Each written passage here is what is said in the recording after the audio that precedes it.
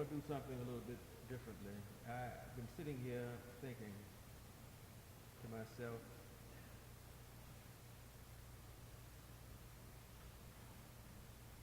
I came here prepared one way and I moved to go a different way.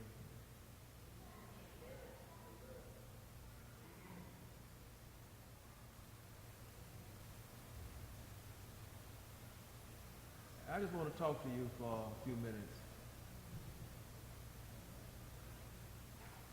from this subject.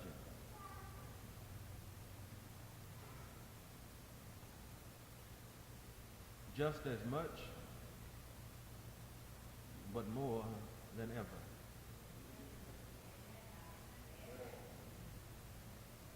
Just as much, but more than ever.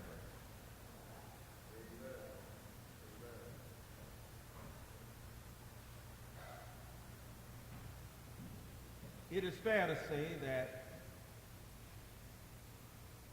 humanity, that is the human race, the human family, has always been engaged in some sort of struggle.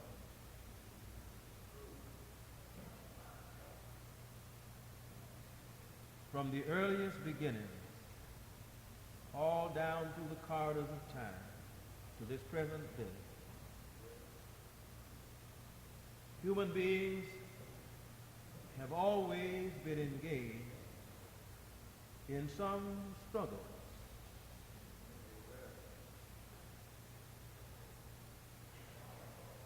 What is more,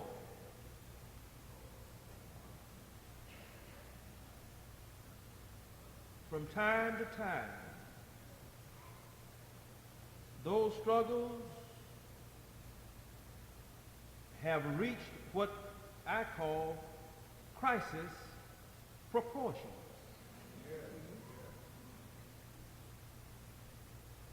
Now,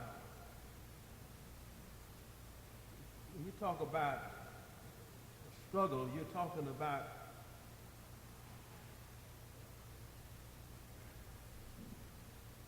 issues and concerns, problems that need to be resolved,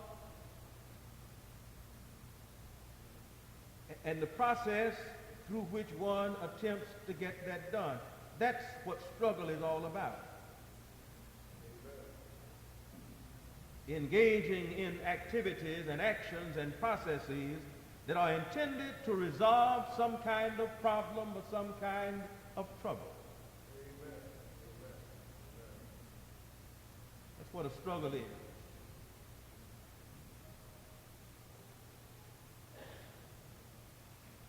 There's a difference between struggling and worrying. Worrying is what goes on the inside. But struggling is what goes on the outside in terms of what you are doing about what's going on the inside.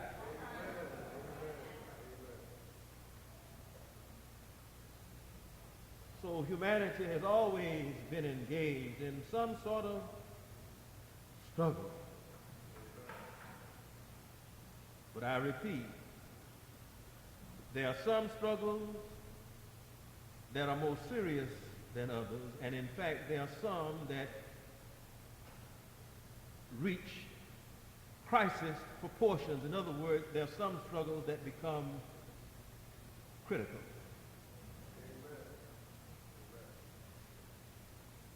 To the extreme.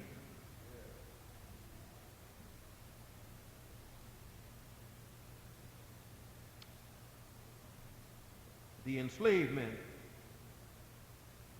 of the Hebrews or the Jews by the Egyptians some 5,000 years ago is representative of one of the more well-known struggles that humanity has endured.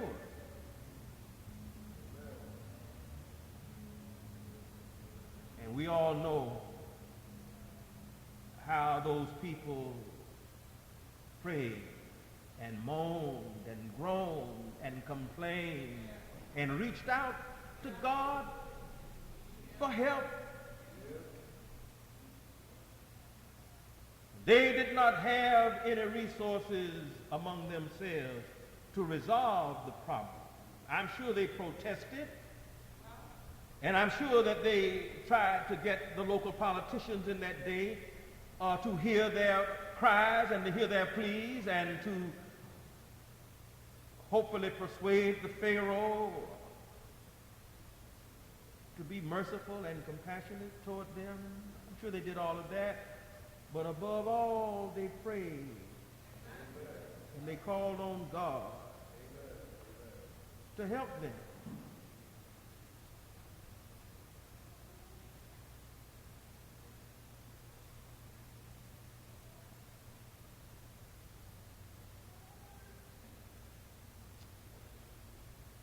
During World War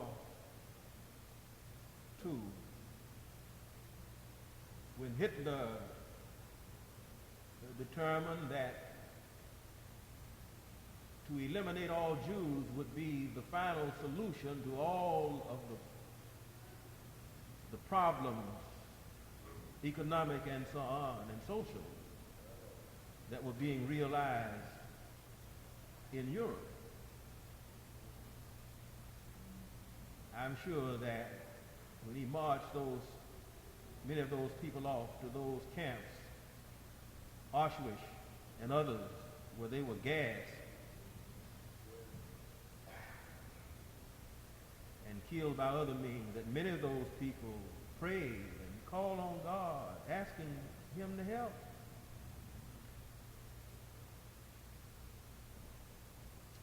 And of course we know that when the Egyptians, when God involved himself in the circumstances over in Egypt, the Egyptians relented after God involved himself, and ultimately the people were liberated and set free. And of course, it didn't do a whole lot for those who were already in those ovens over there in those German prison camps, who were being gassed and who were being burned and all of that kind of thing. But ultimately, some nations who saw the injustice came together, and I believe responding to the call of God, brought Hitler into submission, and consequently hundreds of thousands of other Jews who could have died and who would have died were spared.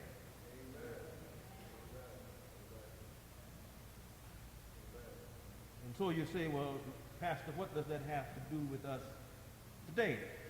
Well, my answer is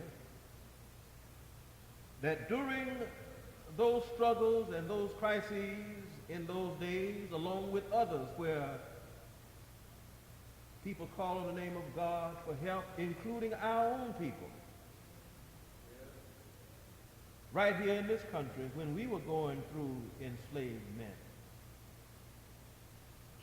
our forebears saying, "Swing low, sweet chariot, coming to carry me home. Steal away to Jesus."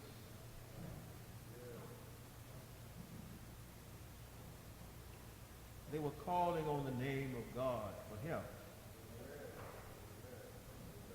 They saw themselves in a situation and in circumstances that they could not, with problems of such that they could not resolve through their own ingenuity and their own strength and their own resources. So they called on a higher power. And they called on him sincerely. And look at where we are today. Some of them died in slavery, but their prayers were ultimately answered. And the proof is what I see in you and what you behold in each other today.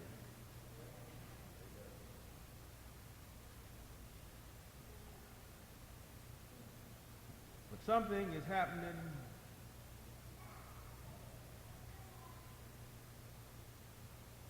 out there in this world that I believe is becoming very critical.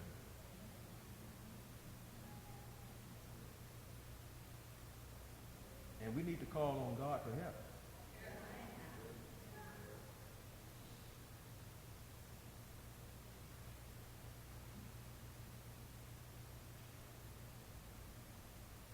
We need him. We need God as much today as the Jews needed him when they were in slavery in Egypt. We need God today as much as those Jews needed him when they were in those prison camps in Europe. We need God today as much as our forebears needed him when they were enslaved right here in this country. But I got some news for you. Not only do we need God just as much, we need him more than ever.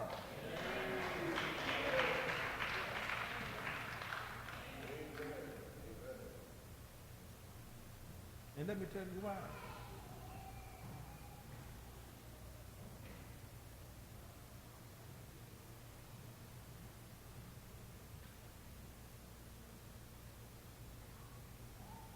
The reason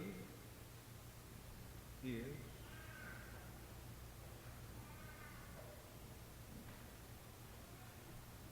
in Egypt, in that distant day, Pharaoh had power.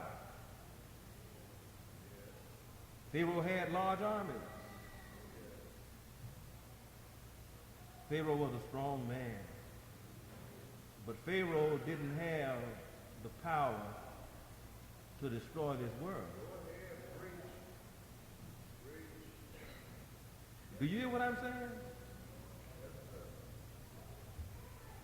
Pharaoh had the power to enslave and to beat people up and to have large numbers killed, but Pharaoh didn't have the wherewithal to destroy this planet.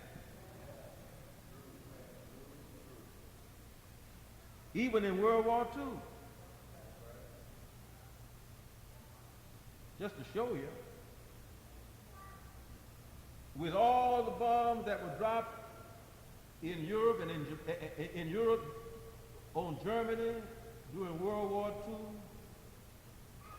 all those bombs put together during all those years of war don't measure up to the lethal destructive power of the bombs that this country dropped on Saddam Hussein in the Gulf War. There were more bombs dropped on that little country over there in Iraq, in the Middle East, than all the bombs that fell on Germany during all those years of World War II. So as bad as the conflict was during World War II with these Germans, our situation today has become very grave, and it's going to get worse before it gets better. God only knows how many evil people have these nuclear devices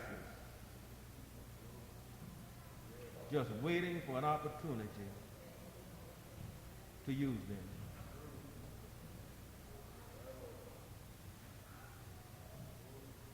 Brothers and sisters, if that thing ever gets started up,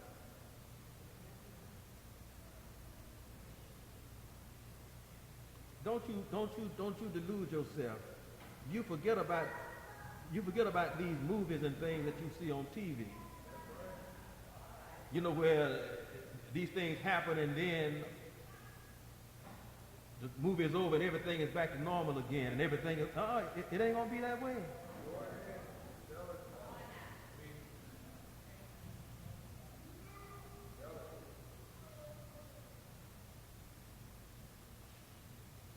Our government is not loved and respected by all the other nations of this world.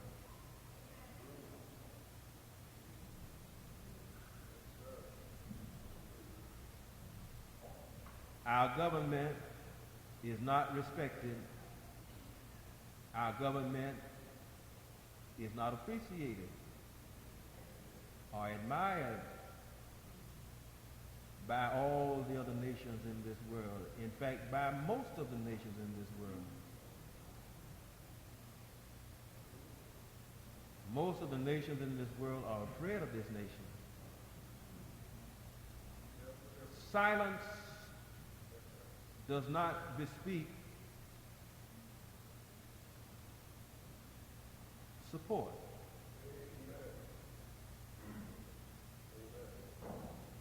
Silence oftentimes is the result of fear.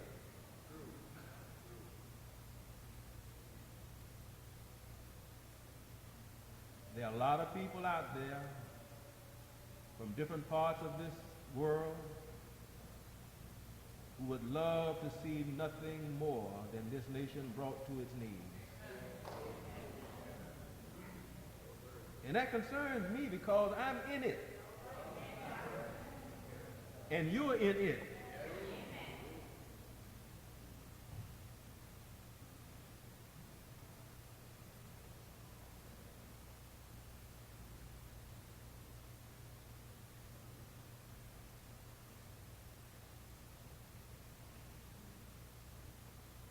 There are some things I suppose we could do. I think that, and I don't think it's going to happen, but I believe it and I'll say it. I think that people of goodwill ought to insist that our government place greater emphasis on righteousness than on political expediency.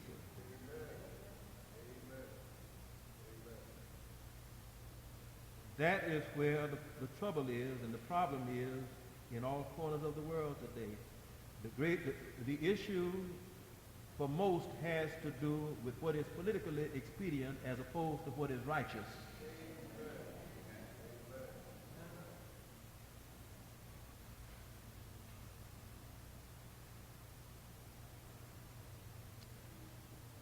We can't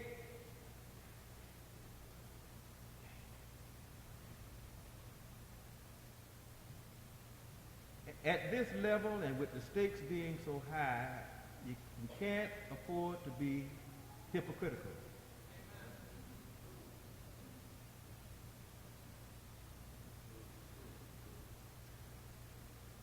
Let me give an analogy. Let's just say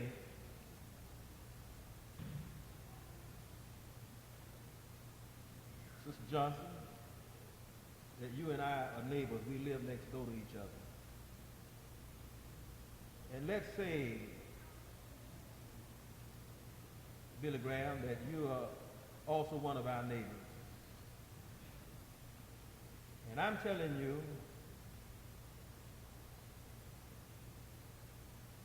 that I believe in peace, and that I stand for peace. And yet,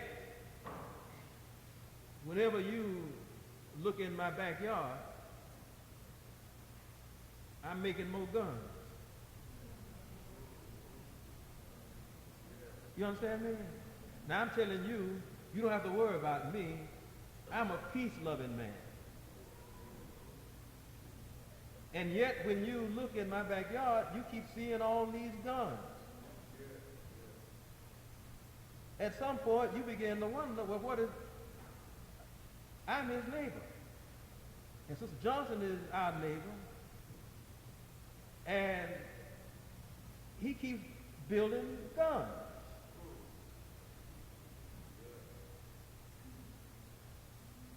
Just as you would be concerned about that, if I'm your neighbor, and I'm always building guns and building bigger guns and better guns, while telling you that I'm a peace-loving man,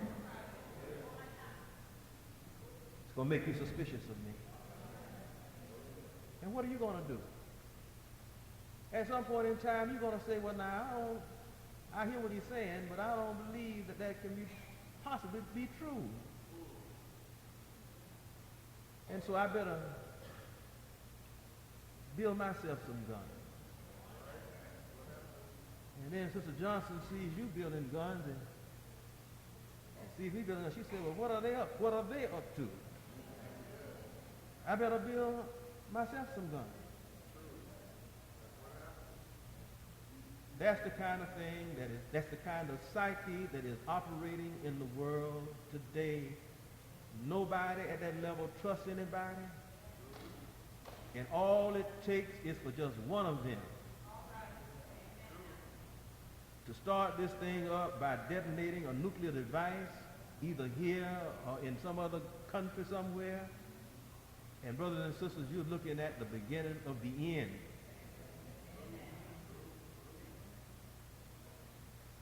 I'm very worried.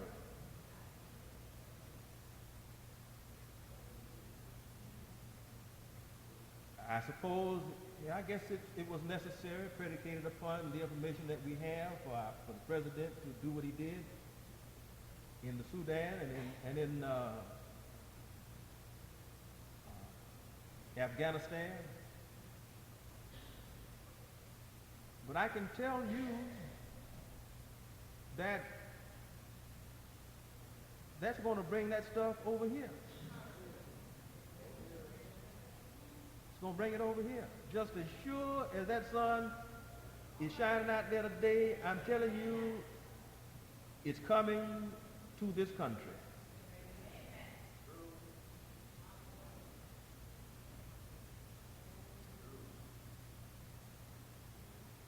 When one strikes, the other strikes back. One strikes hard, the other strikes as hard. One strikes harder, the other strikes harder. You got escalation, escalation, escalation, escalation. And before you know it, you got a nuclear holocaust.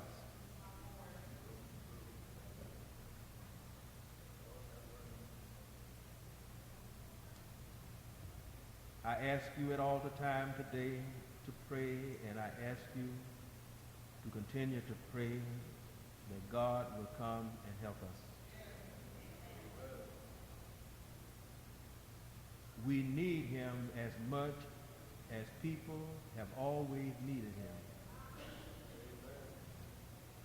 But given these weapons of mass destruction that seem to be in the hands of some of everybody,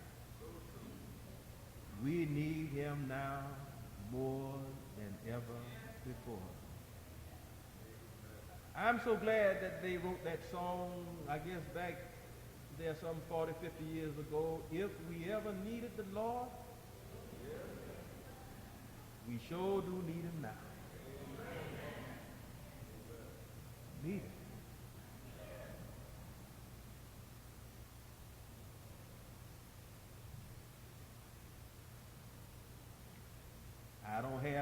I don't have a vote in the Congress.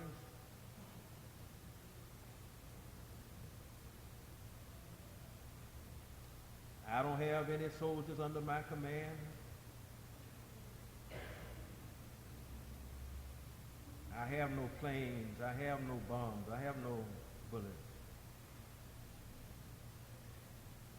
But I do have a God who rules earth and heaven. And I believe that if his children will earnestly pray and ask him for deliverance, I believe that God will take care of his own. I ask you, brothers and sisters, with all my heart, to ask the Lord to take direct intervention and help us to get through this, preserve his creation here on earth, and make possible the extension of life among human beings and the other creatures and so on. whom he has given vitality and opportunity. If God doesn't come to help us, it's not going to get done. I don't trust anybody in government at that level today, either here or across the ocean. Anybody that's sitting on nuclear weapons will use them if the opportunity presents itself. I don't want that to happen, not just in my lifetime. I don't want that to happen during anyone's lifetime. The only thing that we can do is pray. The Lord said in one of the Psalms, "Call on me in the day of your trouble, and I will hear and answer thee." Let us call on God. We need him just as much as people always have. But given these modern circumstances, we need him even more than ever.